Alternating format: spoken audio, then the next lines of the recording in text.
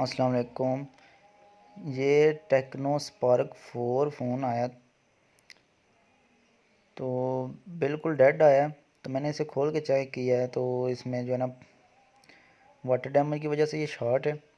Power IC के नीचे ये देखें और साइडों पे भी पानी की वजह से जो है ना स्पार्किंग हो के और इसके पावर आईसी के नीचे भी पानी जो है चला गया, जिसकी वजह से ये फ़ोन ऑन नहीं हो रहा। तो अब इसकी पावर आईसी निकाल के फिर मैं चेक करता हूँ इसे कि नीचे इसके क्या हालात हैं।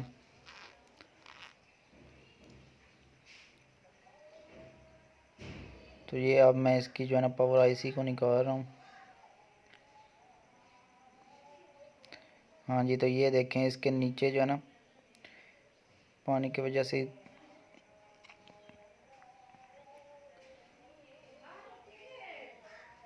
इसके पॉइंट जो है अब मैं क्लीन कर रहा हूँ। तो मैं कोशिश करता हूँ वीडियो ज़्यादा लंबी ना हो, इसलिए वीडियो ज़रा फास्ट कर लेता हूँ।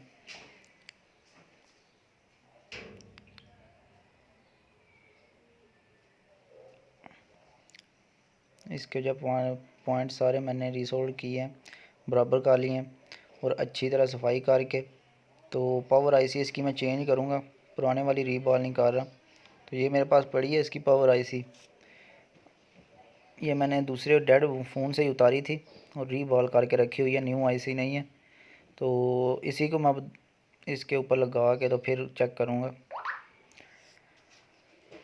कि फिर ये फ़ोन ऑन होता है या नहीं।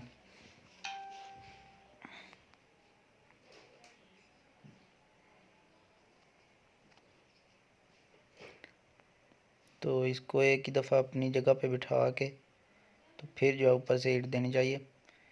अगर आईसी अपनी जगह से हिल जाए तो फिर बहुत ज़्यादा टाइम ज़ाया होता है। दोबारा रीबॉलिंग करो, पॉइंट साफ़ करो, नीचे से बोर्ड को भी क्लीन करो। तो ज़रा आराम सुकून से काम करना चाहिए। तो अब जो मैंने इसे अपनी जगह पे बिल्कुल फ़िक्स करके बैठा लिया। अब इसको मैं ऊपर से हीट दूँगा। तो हीट देते वक्त एयर ज़्यादा नहीं रखनी, एयर ज़्यादा होने की वजह से भी जो है ना ये अपनी जगह से हिल जाता है, तो फिर भी मसला बन सकता है।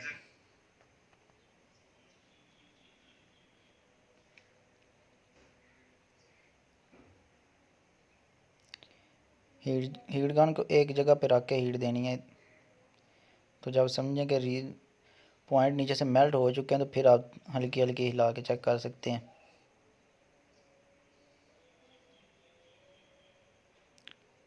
जब सही फील हो कि आईसी नीचे से जो है ना अपनी जगह पर बैठ गई है तो ट्यूज़र के साथ हल्का सा उसे टच दे के देखें कि वो हिल के अपनी जगह पे आ रही है या नहीं।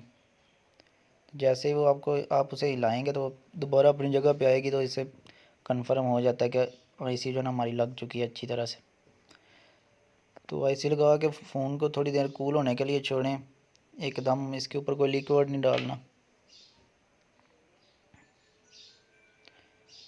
तो ये अब जो है ना पावर आईसी मैंने इसकी लगा दी है।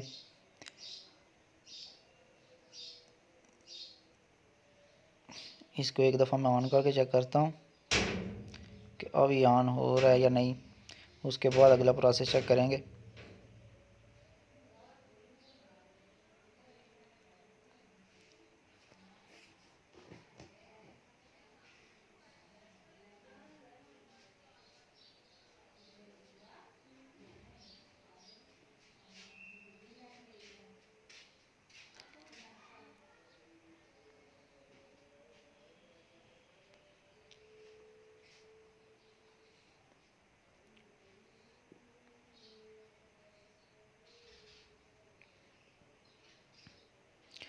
हाँ जी, तो ये देखें मैंने इसे एलसीडी के साथ लगा लिया है, बोर्ड एलसीडी के साथ लगाया। तो अब इसे ज़रा चेक करते हैं कि चेंज करने से होता है अब मसला हल कि नहीं। ये वाइब्रेट तो की है, ये देखें पावर आईसी जो है इसकी मैंने रिप्लेस की है और इसी का ये मसला था। तो फ़ोन जो है ऑन हो चुका है, हमारा मसला जो था वो उसका हल हो चुका है।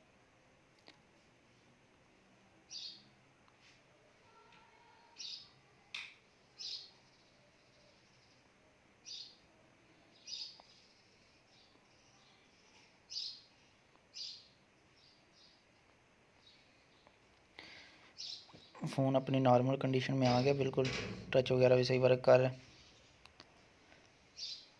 पहले तो ये बिल्कुल ऑन ही नहीं था हो रहा।